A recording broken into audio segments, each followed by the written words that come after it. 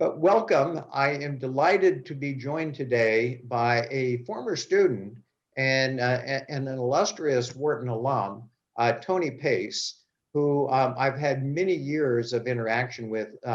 He more recently was the Chief Marketing Officer of Subway, and currently he's the CEO of the Marketing Accountability Standards Board, in which I've been very involved in myself. And I'm joined today by my colleague, Raghu Iyengar, who is the director of the Wharton Customer Analytics and a very esteemed professor here at the Wharton School. And we're going to be having a conversation with Tony and trying to understand how the pandemic has affected some of the businesses that he's been involved in and some of his perspective of how it should be affecting businesses and what it is that they're doing with their marketing. And so, Tony, I want to start off and ask you if you could give us a little bit of the background. I gave a very thin part of it, but a little bit of the background and what you're currently doing. Great. Thanks, Dave. Great to be here with you and Raghu. So I had a long career in marketing services with firms like Young and Rubicam and McCann Erickson. And I actually even was a co-founder of the experiential marketing firm Momentum inside of the McCann universe, which was a relatively small entity when I started and now is global and quite successful under the very good leadership of Chris Weil. And then I was Chief Marketing Officer at Subway Restaurants. Unfortunately, they're struggling a little bit these days, so I put the caveat that I was there during the explosive growth phase. I think some of that's attributable to my team and myself. And I also was on the executive committee and the chair of the Association of National Advertisers during my term at Subway. And we did, I think, some pretty good work, especially about the issue related to media transparency. So in my role with MASB, I talked to a lot of our members across the academic space, the measurement space, and also the marketing space. And I also do some advising and consulting, and people often ask me, kind of what would you do if you were facing this situation? So since early March, as the pandemic was upon us, there have been a lot of questions about how you should approach marketing going forward. And, I don't know that I've got the perfect representative sample, but I've got a wide range of interactions that may be helpful to and kind of inform the conversation today. Yeah, so that's great. That's great. And I know I did a very thin job, and you could do a better job of describing the richness of your background. One of the things that I think is particularly interesting is your involvement with the Association of National Advertisers and all of your rich advertising agency experience that you have. And so one of the places for us to start in talking about is how the pandemic has affected various different industries, both in terms of their advertising and communication spending, but also how it might have affected them in terms of their sales organization and other ways in which it might affect it. So, Tony, what's your perspective on how those things have been affected during this pandemic? Well, I think one of the things that I would start with, Dave, is that it's been such a long time since there's been a recession, that recession is now spelled with a capital R rather than a small r, right? If you go back to the 70s and the 80s, a recession, even if it didn't fully materialize, was in the conversation every couple of years. And I think we made a calculation at MASB that a quarter of the 1970s were spent by the traditional definition in a recession, right?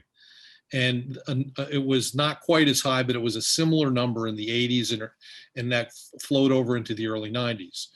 So when you think about developing a brand plan in those circumstances, you were always thinking about the macro situation and how it was going to affect your consumer or your customer audience, and you were making adjustments based on that. Mm-hmm.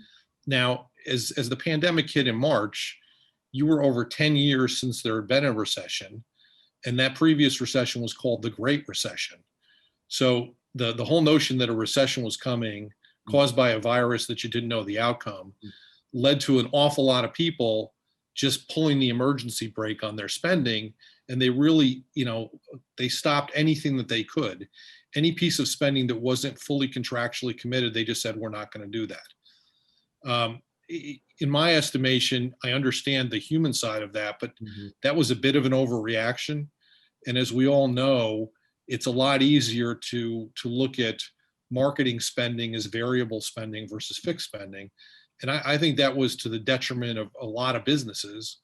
Back in the day, Coca-Cola was my client, and they made a big deal about, cutting their spending to near zero. I can't imagine that approach having been taken any of the time that I worked on the business, because you really have to support businesses like that. And, in fact, there's a lot of research, which I know that you're both aware of, that spending during a recession actually sets you up for a better outcome once you come out of the recession. Now, Absolutely. It's easy to have that conversation when you're dealing with, let's call it a typical recession. I don't know if there ever is any one perfectly typical one, but when you're dealing with the virus and the pandemic and what's going to happen and how long it's going to be, that's a hard conversation. But one of the things that I'm concerned with from a business standpoint is the 2020 has essentially been the year of perpetually replanning your budget, right? And you've been all over the place on that. And that's had, I think, a number of consequences which are potentially damaging, right? So people have become so comfortable with replanning what they're doing that they may not be taking the planning as they go into 2021 as seriously, because you have the, we're going to have to replan it anyway kind of notion. And, gee, there's so much uncertainty here. What do I really need to do a plan? And oh, by the way, I've become a lot more nimble because I have to respond to things in social media or elsewhere. So maybe the plan isn't as important as it once was. I would argue that the plan now is actually more important than ever. And maybe it should be plans plural, because you have to have plans for multiple situations, because you just don't know how this is going to play out. And, the old, aggressive, conservative, and then middle of the road probably still works, but it's got to be informed a heck of a lot by what you think is going to happen with the virus and whether or not the vaccine is actually going to be successfully accepted and used. And that's really going to lead to some sort of, more full reopening than we've experienced to date. Right. Great point, Tony. I mean, I think there was lots of things to unpack in there. But one of the things I picked up on is, as you said, people and companies have been thinking about whether they should be planning or not, and sometimes perhaps being loosely planning, so to speak. So are they tracking, in your experience and looking at companies that you are they tracking things differently than before? Are they tracking different kinds of things, perhaps becoming more short-term focused? Well, I think that there's a lot of, I don't mean to sound pejorative, but kind of groupthink going on, right? And, everybody's looking for consensus, whether it's among the medical professionals, the epidemiologists, the economists. Everybody's looking for, here's the solution that everybody believes. And I think that that's a little bit troubling, because, even the people with best of intentions there have admitted kind of after the fact that they were putting out information because they were trying to manage people's expectations versus really putting out fact, right? So, I think that anybody's plan should be informed by that, but I think that they ought to be thinking about their specifics. So, if you listen to the Fed report this week, and they're talking about, what's happening with interest rates and everything else, they've changed their policy, right? Their policy is now they're willing to accept inflation above 2%. Well, to me, being a good Wharton student from back in the day, when I hear that, and I also see that the dollar is weakening aggressively, right? So you start to see commodity prices go up because of that. You're like, if commodity prices start going up, unless people are going to take less of a margin, that's going to lead to price inflation, right? At some point. And certain businesses are going to be more driven by that. So then you're sitting there saying, so wait a second, I'm trying to get customers to come back in and I'm going to have to deal with prices going up. How do I set up that situation, right? So, as Dave well knows, and I'm sure you'll figure out quickly, Raghu, I'm a big brand guy.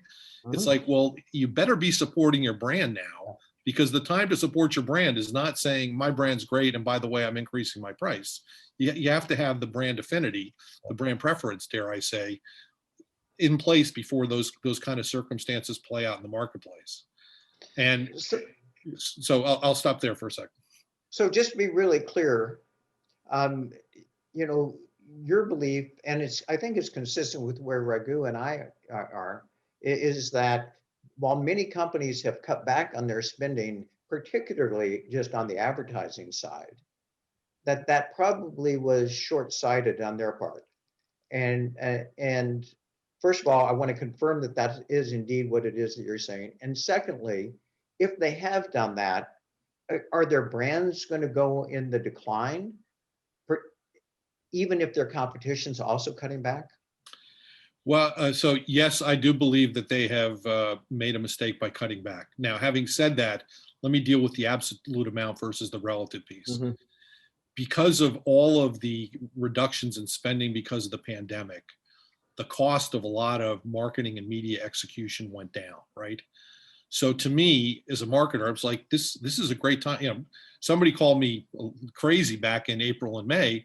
I was like, this is a great time to be a marketer because brand preference is on sale. You can drive brand preference for a substantially less amount than you could a couple months ago because all these costs are going down.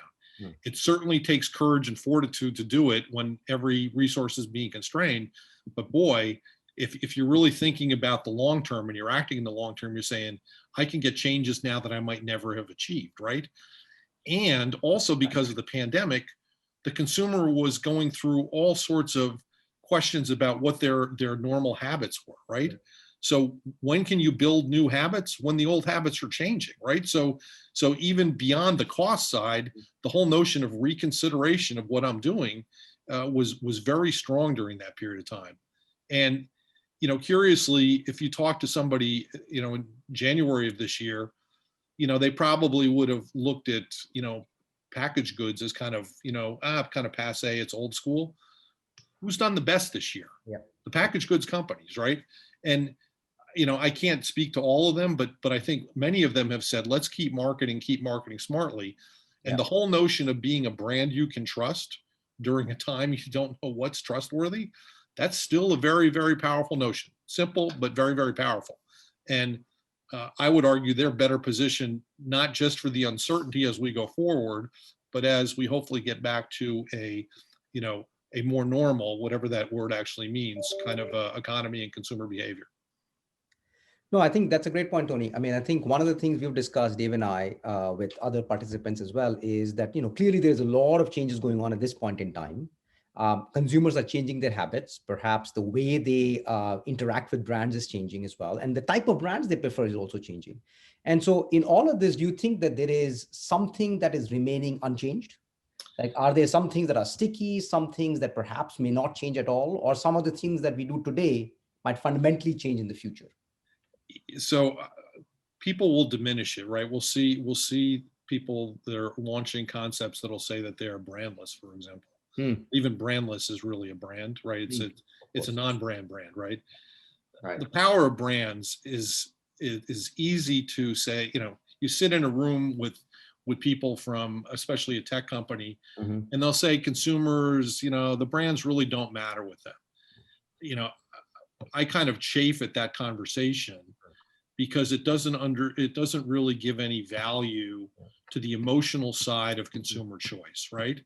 So, rational man is a nice construct for theory, and consumers are rational when it comes to things like pricing, but the brand they prefer having in their pantry, or the brand they prefer driving, or the brand they prefer wearing on their apparel or on their feet, those things are emotional statements, right? And if you're connected to those, you're more likely to choose them. And yes, you're saying I value them enough that I'm going to pay a premium price for them. And the world of e-commerce would say, well, I could put another brand in there and I could get the person to buy that because I give it priority because of my relationship with that manufacturer or whatever. At the end of the day, everything I see says consumers still choose the brands they want, right? Somebody may make it more difficult in the purchase process, but the brand still matters. And I don't think that's changed. I don't think it's changed at all, right? It doesn't mean that the way of getting that brand to be popular is identical to the way it used to be. I've got 2 teenage children. If I asked them their favorite brand, Supreme would be up there, right? And Supreme was probably not on the radar screen of people that are, in their 30s as much, right? And those kind of things do grow and they do succeed, but it's based on the brand. The tools and tactics, again, are probably different, but the power of the brand is really, really important. So are brands becoming more important during this period of time? What I heard you say is it's a real opportunity to build the brand and to capitalize on preferences. But for consumers, is the brand even more important than it used to be? Or do you have any sense of that? Yeah, so I'm not sure I'm objective about that, Dave, but what I believe is that they are actually more important now, right? You're overwhelmed with information every day about what's happening in your market, your block, in terms of the virus, in terms of what's happening with our schools open, our schools closed. Can I go out to eat? Can I not go out to eat? There's all of that stuff there. You're looking for comfort and reassurance, and in that world, a brand is a source of comfort. It is a source of reassurance. It's something that I can stand with in a world that is really kind of hard to figure out right now. And there, I know from the folks that I talk to, there's a lot of belief in that. The question that some have is, how do I build on that without appearing to be, inappropriately opportunistic in a bad circumstance? And would that be true on the B2B side as well? Well, so I actually believe that it is. I would get more of an argument. I'd get more of an argument from the B2B people because they think everything there is based on rational man again, right? I'd relate an interesting story. It's from a long time ago. I was doing some essentially B2B advertising for Coke, trying to drive their distribution. And we presented some ads, and they were good ads, and they had good facts in them and all that kind of stuff. And this was the Coke sales force that was in this room, and the Coke, they were really good people. I liked them, but they were good enough to be very candid. They said, Tony, we like what you're trying to say there in terms of the message, but you're missing the magic. And I'm like, what are you talking about? And they're like, Coke has got a magic to it that has to be there, even in ads that are going out to potential customers of our business. It can't just be, they didn't use the word rational sale, but I would say it was basically a rational sale. That was a really good lesson. And I don't think things have changed that much since that point in time. So Tony, coming back to MASB, how have things changed there during the pandemic? Are you reaching out to more companies? Are companies reaching out to you to kind of say, well, please give us guidance? How has that organization even changed during this pandemic? Well, we're getting, the old phrase for it, Raghu, is kind of over the transom. We're getting a lot of over the transom requests for papers that we previously published, or kind of consultative calls to ask them or to fill them in on our perspective on what's going on. As Dave well knows, one of the things that we're spending a lot of time on is the financial valuation of brands, and that's generated a tremendous amount of interest. We also have an excellent project team focused on the valuation of sponsorships and how you do sponsorship valuation right now, because that's a big part of many marketing programs. And we've actually published 9 going on 10 articles there. And that's yielded an awful lot of unprompted kind of inbound requests for information. And we're happy to do that. Everybody's also looking for either rules of thumb or some sort of benchmarks in terms of what they ought to do. And they're also looking for, how do you help me support to my management, my marketing budget? And, one of the things that I continue to say is, the cost of money right now is very low.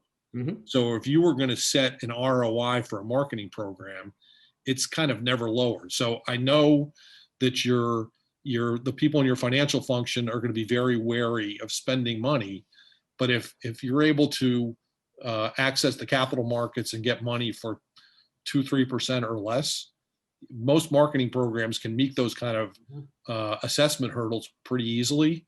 You ought to be doing it now, because again, if that inflation comes back and the interest rate goes back up, you're not going to have the same ability in terms of the cost benefit analysis you're going to do. Well, that gets exactly to the question that I was going to ask you, and so I still will. Okay. But it turns out that it's nice for the three of us to say you should be spending your money more on marketing now than ever before. But then there's the cash flow problem.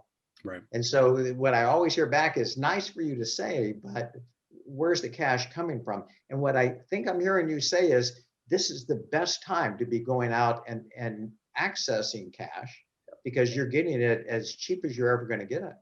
Yeah, I mean, everybody's going to do some sort of discounted cash flow to say here's what the return is. Well, that number is never going to look better with a lower denominator, which is where we are right now. So it's funny you have that conversation, and it's definitely not front of mind with most marketers, and it's kind of disappointing in that regard, because again, everybody's a little bit worried and nervous about what's going to work now. But if there was ever a time to go in and say we ought to try doing that alternate campaign, we ought to try reaching that audience that was not a primary audience for us recently, but we think there's some potential there, because now the cost of doing that is relatively low. Yeah. So, I mean, as Dave mentioned, I'm the director of Wharton Customer Analytics. So we talk to a lot of companies who I think now are really realizing that analytics and thinking about test and learn, Yep. now understanding perhaps different things that they could have done. This is the time to embrace it, because things are shifting. Yep. Things that may have worked out before perhaps don't work as well now. Are you seeing a similar resonance in the sense that companies are perhaps embracing more risk today than they were perhaps willing to do so, let's say back in January? I think they're willing to do so more than March or April, Raghu. But I guess if it's easy for anybody to sit in the bleachers and tell people what to do. So I want to be a little bit careful of that. Yep. But the irony of what's going on now is, again, I would say there's never been a better time to go out and try other developmental programs. And once they prove themselves in either a small geography or however you're defining the test, take them to a larger piece. I think the financial folks in general don't understand test and learn, right? I think that they'll nod their heads in meetings to that, but the whole notion of you're doing this in a small subset of what you eventually want to do it, and you're going to prove it out. If I was a financial guy, I'd be all over that. I think that's considered, frivolous spending in some circumstances, and it's not required, and therefore it gets cut out of the budget. And in a world where people are always trying to protect other items, you go into that negotiation around the budget, and it's well, I really want to do that, but I can't give up X. Right. So it ends up being, sacrificed in the budget conversation. And I think that's a mistake given what the relative cost is at this point and the financial return hurdle rate is. Actually, I find it surprising that you would expect that finance pushes back on the test and learn, because the test and learn is really to try and reduce risk. So rather than take the big gamble, we're going to take a trivial amount of money. We're going to spend it on something so that we can learn what might work.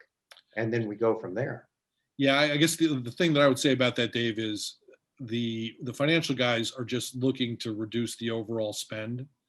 They're not, so they're seeing this as incremental to the standard spend, and they're not seeing the benefit of that over the long term. Again, it ends up being an isolated point decision versus a longer term decision, and I think that's where the difference is.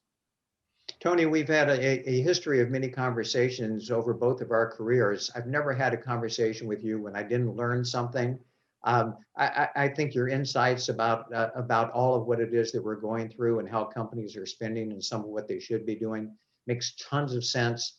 I speak for both Raghu and I and say thank you very much for joining us. This was really great. Great. So thank you. Thank you, Tony. Dave, Raghu, thank you very much. I appreciate it. Thank you. Be well. Bye-bye. Bye-bye.